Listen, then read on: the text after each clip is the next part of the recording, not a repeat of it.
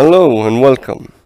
Today we will focus on setting up our Cinco environment, which will launch all our projects from which we will do our development. Opening Google, in the search box type in Cinco SCCE and press enter. Then open the first link that is available, which will take us to the Cinco website. On the Cinco website, click the download button, which will take us to the download page. Here you will have Windows, Linux and Mac OS distributions. Now we will focus on Windows, so click the Windows. This will download a folder to your downloads section. This will now have to be extracted to a separate folder. Directory you can choose within your system.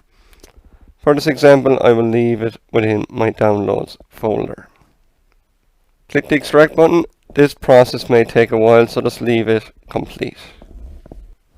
Once complete, you'll have a new Cinco folder. Open this, open the Cinco 1.0 folder, and you will find all the files. From here we will click the Cinco application with the Eclipse icon. We will double click that to launch our Cinco application. Upon first launching it, it will ask you to specify a new workspace. Leave this as is and set the default button and click launch. You'll see a new workspace folder being created in your directory, and then the Cinco environment will launch. That's it for this tutorial. Thank you.